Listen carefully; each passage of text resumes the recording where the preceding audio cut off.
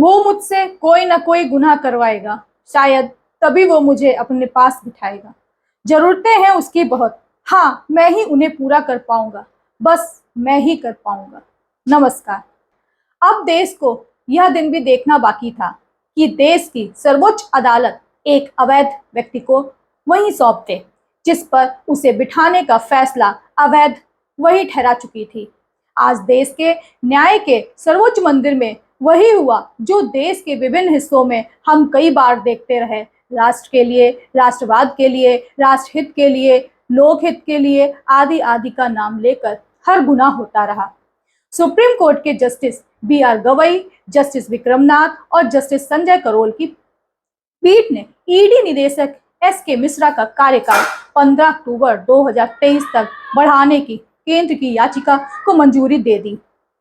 बहाना दिया गया कि राष्ट्रहित में वैश्विक सहकर्मी समीक्षा निकाय financial action task force FATF द्वारा भारत के मनी लॉन्ड्रिंग विरोधी तंत्र की समीक्षा में अवैध ईडी निदेशक एस.के. मिश्रा की भागीदारी अहम है। उन्हें तमाम जवाब देने हैं। हालांकि जस्टिस गवई ने याचिका को सुनते हुए पूछा, मिस्टर सॉलिसिटर, क्या हम यह तस्वीर नहीं दे रहे हैं कि आपका पूरा विभाग अक्षम व्यक्तियों से भरा है और केवल एक ही सक्षम है? क्या यह पूरे विभाग को हतोत्साहित नहीं कर रहा कि यदि एक व्यक्ति नहीं है तो वह काम नहीं कर सकता? जवाब तो कोई था नहीं। तो वही मंत्र अपनाया गया जो मोदी सरकार और भाजपा सदैव अपनाते हैं, राष्ट्रहित। सॉलिसिटर जनरल ने जस्टिस गवई के सवाल पर सहमति व्यक्त की और माना कि कोई भी व्यक्ति अनिवार्य नहीं है। लेकिन FATF की समीक्षा पिछले 5 सालों से चल रही है। इसमें लगातार प्रश्न होंगे जिनका उत्तर दिया जाना है। इसलिए राष्ट्रहित में मिश्रा को ईडी निदेशक बना रहने दें जब तक सरकार चाहती है। FATF समीक्षा देश की क्रेडिट रेटिंग तय करेगी। क्रेडिट रेटिंग ही यह तय करेगी कि देश को विश्व बैंक आदि से कितनी वित्तीय मदद मिल सकती है। FATF कमेटी 3 नवंबर से साइट विजिट पर आ रही है। उसके जवाब देने के लिए मिश्रा की जरूरत है। केंद्र सरकार के वकील ने कहा कि संजय मिश्रा को अगर विस्तार नहीं देंगे तो भारत की नकारात्मक छवि बन सकती है। ऐसे कई देश हैं जो यह कोशिश कर रहे हैं कि भारत ग्रे सूची में आ जाए, इसलिए राष्ट्रहित में उनका रहना बेहद जरूरी है। संजय मिश्रा के सेवा विस्तार को चुनौती देने वाले याचिकाकर्ताओं में से एक की ओर से वरिष्ठ वकील डॉक्टर अभिषेक मनु सिंघवी ने कहा, मुझे यह देखकर दुख होता है कि मोदी सरकार इस हद तक कह रही है कि देश में सब कुछ एक ही आदमी के कंधे पर निर्भर है। यदि FATF की समीक्षा ही इसका कारण है तो अक्टूबर 2023 तक ही विस्तार क्यों मांगा गया है, जबकि प्रक्रिया 2024 तक चलती है। उन्होंने कहा कि FATF के सवालों का जवाब सचिव प्रमुख देता है, न कि जांच एजेंसी का प्रमुख। समीक्षा 40 मापदंडों पर आधारित है, न कि अकेले ईडी के प्रदर्शन पर। सिंघवी ने साफ कहा, इसमें बहुत गलत संदेश जाता है। यह 140 करोड़ लोगों का देश है और हमारा पूरा देश सिर्फ एक अधिकारी पर निर्भर है। यह दुखद और निंदनीय है। Senior advocate Anoop George Chaudhary ने कहा कि राजस्व सचिव FATF समीक्षा के लिए मुख्य व्यक्ति है। उस पद पर रहने वाले अधिकारी पिछले 3 वर्षों में कई बार बदले गए हैं।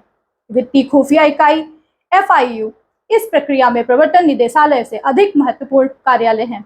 ईडी अन्य सभी एजेंसियों से FIU, CBI आदि से नीचे आती है। FIU को संदिग्ध वित्तीय लेन देन की सूचना प्राप्त करने, विश्लेषण करने, संसाधित करने और मनी लॉन्ड्रिंग से संबंधित प्रयासों के लिए केंद्रीय राष्ट्रीय एजेंसी के रूप में नामित किया गया है।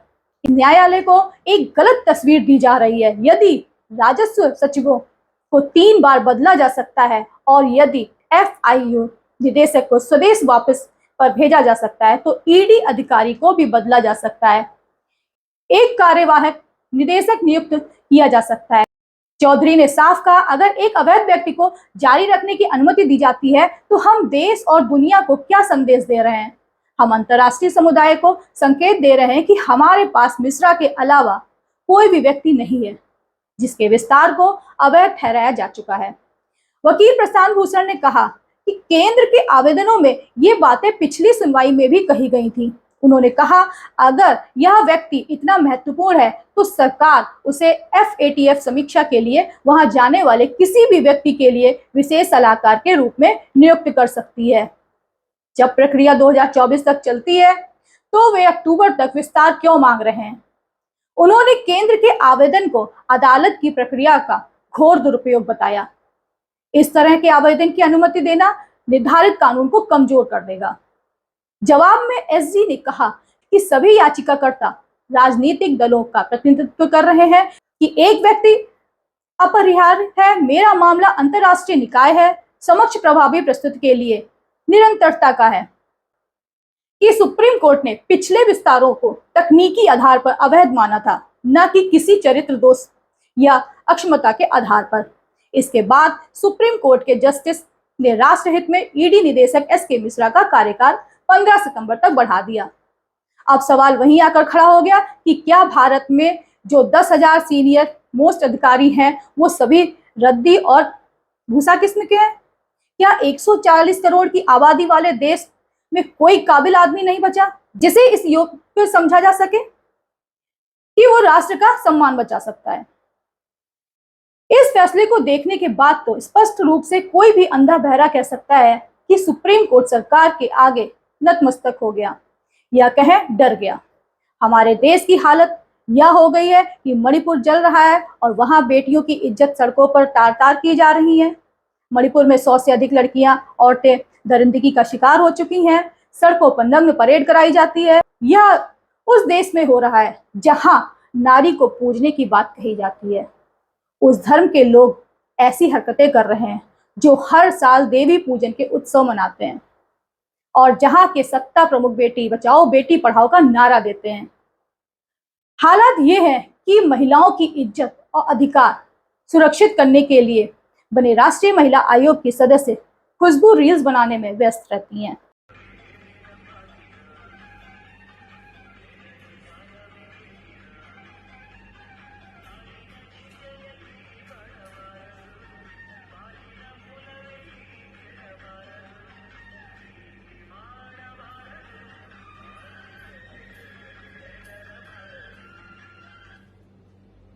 और भाजपा शासित राज्यों में लुटती महिलाओं की आबरू उन्हें नहीं दिखती है, जबकि गैर भाजपा शासित राज्यों में जब सब कुछ होता है तो ऐसे भागती हैं जैसे बिल्ली को चूहा दिख गया हो।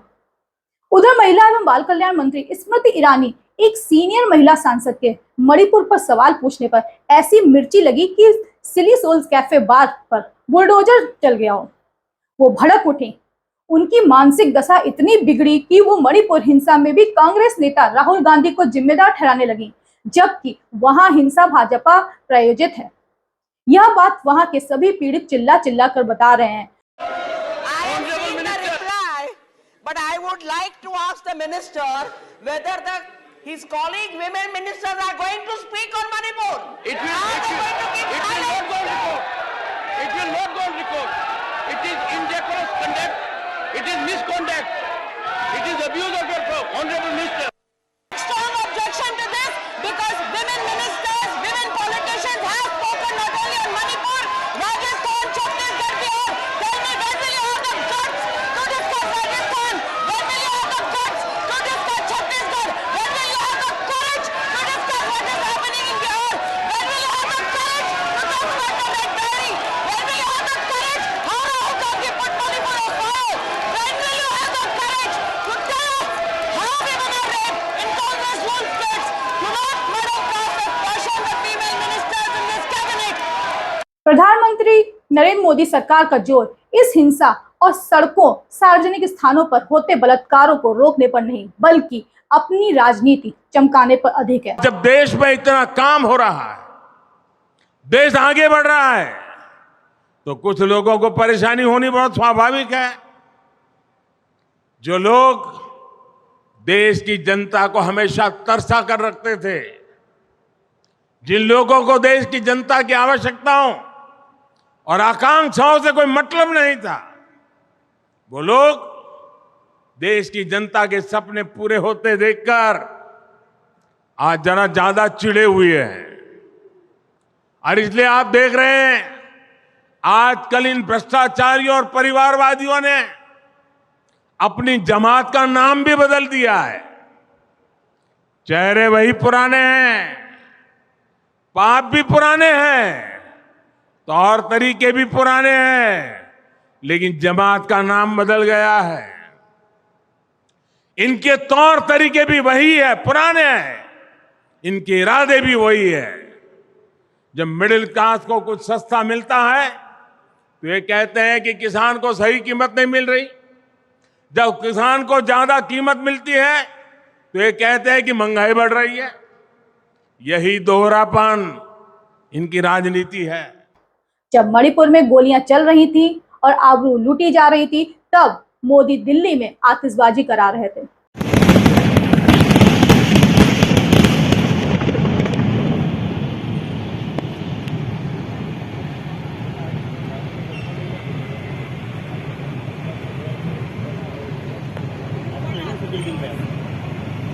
वो तमाम देशों की यात्रा कर रहे थे और देश में आते ही चुनावी राजनीति में व्यस्त हो जाते हैं। आज भी वो राजस्थान में राजनीति और चुनावी रैली करते दिखे। राजस्थान की धरती है, ये वीरों की धरती है, ये पराक्रमियों की धरती है। ये याचना करने वाले लोग नहीं है, ये हुंकार करने वाले लोग हैं। और इसलिए इस बार चारों ओर एक ही हुंकार है, एक ही नारा है, हर राजस्थानी का एक ही संकल्प है, बहन बेटियों पर अत्याचार नहीं सहेगा राजस्थान। बहन बेटियों पर अत्याचार, दलित पर अत्याचार, दलित पर अत्याचार, कर्ज से मरता किसान, कर्ज से मरता किसान अपराध बेलगाम नहीं सहेगा, अपराध बेलगाम। दूसरी तरफ विपक्षी दल कांग्रेस के नेतृत्व में इंडिया बन चुके हैं। उस इंडिया के सभी सांसद काले कपड़ों में विरोध करते हुए संसद पहुंचे। आज लोग जागृत हो गए हैं और वो लड़ेंगे, लड़ते रहेंगे। और तुम, इसका मतलब यही है, तुम पार्लियामेंट, ये जो टेम्पल ऑफ डेमोक्रेसी है, यहाँ पर बात नहीं करना चाहते हैं। आप जाके राजस्थान में मेडिकल कॉलेज ओपन करके पॉलिटिकल भाषण देना चाहते हैं।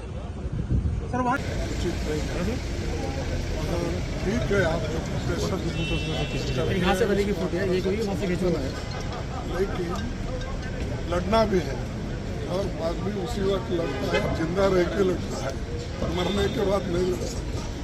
तो इसीलिए अब आप सुबह के 10 बजे से शाम के जो हमारा 5 या 6 बजे उठता है, तो हाउस अर्जन जब होता है तो उसी के साथ आप कभी 2 बजे अर्जन होता, 3 बजे होता, 4 बजे होता, कहीं 5 बजे होता। तो उस लिहाज से आपका प्रोग्राम कीजिए, ये ठीक रहेगा। नहीं तो चुप आप चलते रहेंगे, वो सुनते रहे। बहरी गवर्नमेंट है और बहरी गवर्नमेंट के सामने सुबह 10 से शाम को 6 सुबह शुरू जब होता है 10 बजे तो हम आते हैं, जब 11 बजे से शुरू आप 10 बजे सबसे पहले आके, फिर बाद में जब अध्ययन होता है उसके बाद हमारे साथ देखेंगे। ये सभी लोगों का कहना है, तो आपसे इसके ऊपर ध्यान देकर अपना ये जो ग्रुप में फिरना दूसरा सिर्फ कीजिए, ठंडा है यहाँ सर दिन में यहाँ ठंडा रहता है, और जैसे बारिश वगैरह होगा वही। तो बारिश का क्वेश्चन नहीं है, शाम में आपका पार्लियामेंट का वर्जन होगा तब हमारे साथ तो दिन में भी सर वहाँ बैठ मेन गेट के सामने नहीं, वहाँ धूल आता है, वो ये नहीं, वो गाड़ी बना कर देगा, गाड़ी ले आती नहीं, कुछ भी हमारा सबका आपका जो निर्देश आप कह रहे हैं पर देश ही है और क्या बस तो उसको सबसे बड़े भाई आपके ही आदेश आपका आदेश था कि आंदोलन चलना है। हम लोग यहाँ बैठे रहे, ये टीम इंडिया का आंदोलन है। इसलिए जब आपका आदेश है 10 से 6 का 6 नहीं हाँ टिल सेशन हाँ जब तक एजेंट नहीं हो जाए सैटरडे संडे हाउस ही नहीं रहता। जब हाउस चलेगा तब। और नासिर भाई वो चलने वाला सैटरडे मणिपुर का डिसाइड नहीं कर सैटरडे जाके संडे क्लियर कर देंगे। आप जब हाउस हमारा सर का आदेश है कि जब सुबह 10 से 6 बजे तक जब तक हाउस चलेगा सुबह 10 से जब तक हाउस चलेगा तब तक रहेगा। अगर 2 बजे कम उठ जाती है हाउस पूरा 3 होते। और जब संसद में उन्हें नहीं बोलने दिया गया तो वो गांधी प्रतिमा पर बैठकर प्रदर्शन करते रहे। राहुल गांधी ने युवा कांग्रेसियों से कहा कि भाजपा नफरत की दुकान खोले तो आप साथ में ही मोहब्बत की दुकान खोलो। उनकी नकारात्मकता को जवाब हमारी सकारात्मकता है। वो किसी को धक्का मारे तो आप उसको मदद करो। भारत जोड़ो यात्रा में बहुत अच्छा नारा निकला,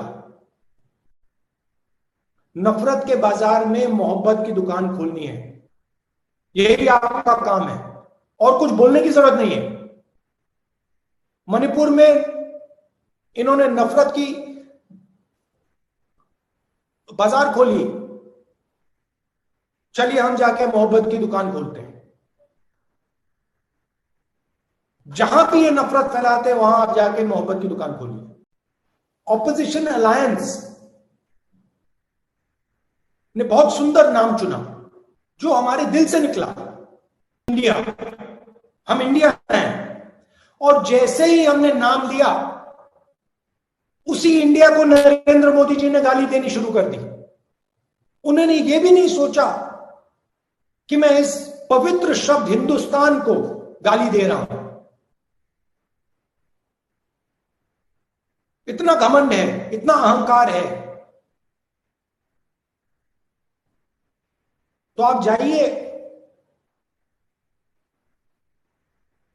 मोहब्बत की दुकानें खोलिए और इस सिर्फ जनता के बीच में नहीं, सिर्फ मणिपुर में नहीं, अपने घर में भाई के साथ, बहन के साथ, माता पिता के साथ, अपने कॉलीग्स के साथ, यूथ कांग्रेस की टीम के साथ आप मोहब्बत फैलाइए, उनको नफरत फैलाने दीजिए। आपने देखा मणिपुर में क्या हुआ और क्या हो रहा है, और आपको आश्चर्य होगा कि प्रधानमंत्री जी ने मणिपुर के बारे में एक शब्द नहीं कहा। आपको लगा होगा कि देश के प्रधानमंत्री जब देश का एक प्रदेश चल रहा है तो देश का प्रधानमंत्री कुछ ना कुछ तो कहेगा। आप में से बहुत सारे लोगों को लगा होगा कि देश का प्रधानमंत्री हवाई जहाज में जाकर इम्फाल में, कम से कम इम्फाल में लोगों से बात करेगा। पिछले कोई भी प्रधानमंत्री होते, कांग्रेस के प्रधानमंत्री तो वहीं बैठ जाते, मगर आपको आश्चर्य होगा कि हिंदुस्तान का प्रधानमंत्री नरेंद्र मोदी मणिपुर क्यों नहीं जा रहा है, मणिपुर के बारे में बोल क्यों नहीं रहा है? क्योंकि नरेंद्र मोदी जी चुने हुए लोगों के प्रधानमंत्री हैं, आरएसएस के प्रधानमंत्री हैं। उनको मणिपुर से कोई लेना देना नहीं। वो जानते हैं कि उनकी विचारधारा ने मणिपुर को जलाया है। मगर जो मणिपुर में दुख है, दर्द है, जो महिलाओं को चोट पहुंची है, उससे नरेंद्र मोदी जी को कोई फर्क नहीं पड़ता। संभालो, यही कांग्रेस की आइडिया ऑफ इंडिया है। देश का हर एक नागरिक जिम्मेदार और योग्य है, उसकी इज्जत करो। योग्य व्यक्ति को योग्यता के अनुसार मौका दो। आपको भी समझना होगा कि कौन सच्चा राष्ट्रहितैषी है और कौन नकली, क्योंकि नकली राष्ट्रवादियों यानी भाजपा आरएसएस के लोगों ने अंग्रेजी हुकूमत के समय मुखबिरी करके हमारे क्रांतिकारियों और आंदोलनकारियों को मरवाया था और अब देश को लड़वा कर बांट कर मरवा रहे हैं। भ्रष्ट अफसरों को, भ्रष्ट लोगों को बचाने और उनके ऊपर सवाल उठाने वालों को फंसाने के लिए काम कर रही है। दूसरी ओर इंडिया राहुल गांधी की मोहब्बत की दुकान खोलकर देश को जोड़ने का काम कर रही है। इससे समझा जा सकता है कि मोदी सरकार में सिर्फ नकारात्मकता है। वो विपक्षी नेताओं यानी इंडिया के नेताओं को ईडी के केसेस में फंसाकर बदनाम करना चाहती है, उन्हें भ्रष्ट दिखाकर चुनाव जीतने की साजिश रचती है। यही कारण है कि उन्हें विवादित ईडी निदेशक मिश्रा ही चाहिए। मणिपुर में शांति नहीं, लोगों की खुशहाली नहीं, बल्कि अपने चहेते पूंजीपतियों की खुशहाली चाहिए। सोचिए, समझिए और जवाब दीजिए।